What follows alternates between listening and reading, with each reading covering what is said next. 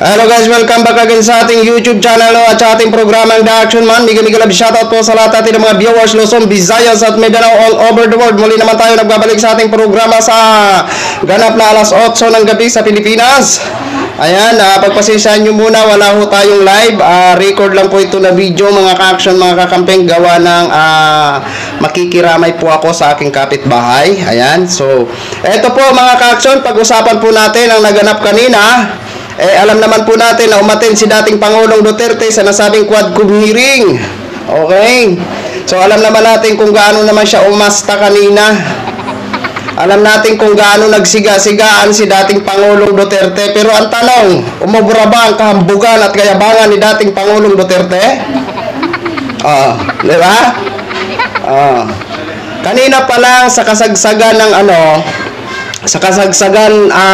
ng tanong ni Congresswoman Arlene Brosas dito kay dating Pangulong Duterte, abay talagang may inano siya kay kay Congressman Paduano. Oo, na tinuturo niya na isa sa in contempt daw siya. Pero hindi umubra ang kanyang kastigan kay Congressman Paduano. Abay sinagot din po siya mga ka-action si dating Pangulong Duterte. Wala akong balak na i-contempt ka. Pero kung lumabag ka sa Section 11 o Rule Section 11, baka mamaya makontempt ka nga. At umamin din siya na takot siya kay Paduano. Ito po, panoorin po muna natin itong mga ka-action, ang eksena. So can the former president look them in the eyes and say once more that he takes full legal responsibility for the deaths of their loved ones, Mr. Chair?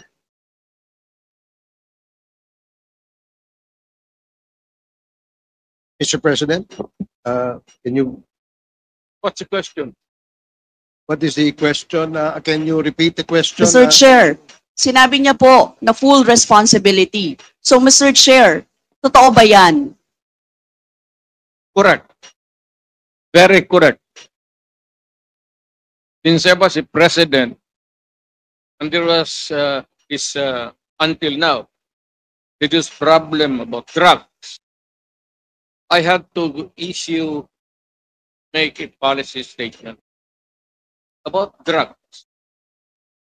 At all that happened, yung nangyari pursuant to my order, stop the drug problem in this country, akin yun. Akin yun. Ako ang nagbigay ng order kasi ginawa nila illegal or legal, akin yun. Thank you, Mr. Chair. I take full responsibility for it. Thank you, Mr. Chair. Yun po yung tanong ko. Yung families of innocent extrajudicial killings, kayo din. Vindication Court. Mr. Walang Chair. problema. Nandiyan din ang korte. Yes, Mr. Chair. Second question ko. Responsable kayo kasi polisiyan nyo yun. Kumbaga, tatak Duterte. Dahil polisiyan nyo rin yan, tama ba? Sa Davao. Nung nasa Davao pa kayo. Tama ba na tawagin po itong Davao model or Davao style? Mr. Chair? I cannot control the semantics. Mr. Chair, yes or no? Davao style. Do not ask me to answer yes or no. You are not an investigator. Mr. Chair, tayo po ay nasa investigasyon kasalukuyan, Yes, Mr. but you Chair. are not an investigator. Why are you asking me to answer Mr. yes Chair, or no? tinatanong ko lang naman. Point of order suspended.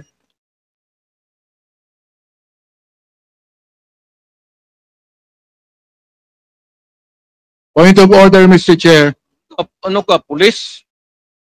Point of order, Mr. Chair. The session is suspended for the meantime, so please, let's take time to calm things down, okay? Para ho maayos ang ating hearing sa ngayon. Salamat Tinanong po, fiscal Mr. Chair. ako. By the rules ako. Salamat po, Mr. Kindly Chair. wrap up, Congressman Abante. Nagbago ang panahon ninyo sa Quadcom. Sapagkat nung sumulat si Atty. Degra sa amin na hindi kayo makaka-attend sapagkat wala kayong tiwala sa Quadcom, ang ibig sabihin po niyan, kayo ay nagpunta ngayon sapagkat may tiwala na po kayo sa amin. Maraming salamat po sa inyo. Sabi kasi ni ano sir na ipakontempt ako. So siya sir. Are you done, Congressman Abante? Yes, Mr. Chair, maraming salamat po. Okay, maraming salamat din po. Ikaw yan sir. Nagsabi na we will cite him in contempt. Contempt sir. Priso yan eh. Mr. Chairman, The next to interpolate, yes, Congressman Paduano. the former president is not yet recognized in telling this committee and me to cite you in contempt. I never cited you in contempt. But believe you me, I will not hesitate to cite you in contempt if you violate these proceedings. The internal rules, I will invoke Section 11 and your former congressman, and you know that. I never cited you in contempt. Mr. President, well, in fact, I just raised a point of order. Kaya sir, takot ako sa iyo. Hindi.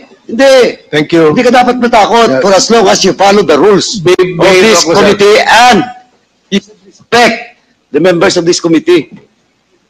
I will Thank you, Mr. Chairman. behave sir because of you.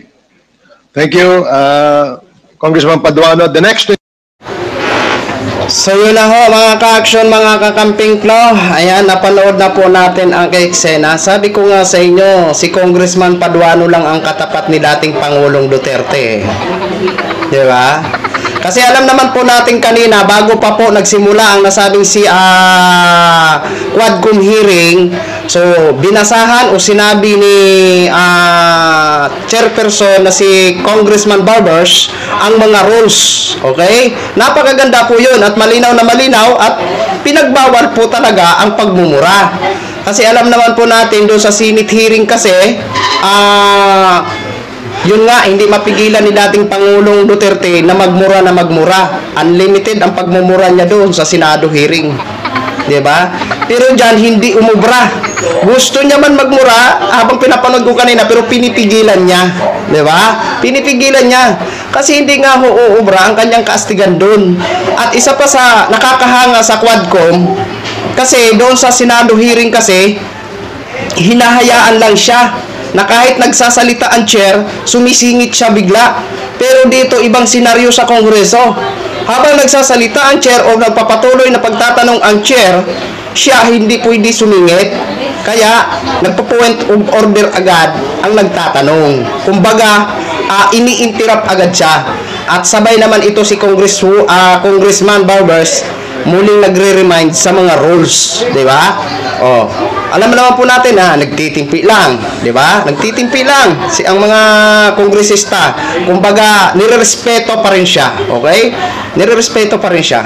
Pero okay naman kasi at least hindi talaga umubra ang kanyang mga bagsik na mga maanghang na salita sa Quadcom hearing. Kaya hanga po talaga ako sa Quadcom. Congratulations po sa inyo.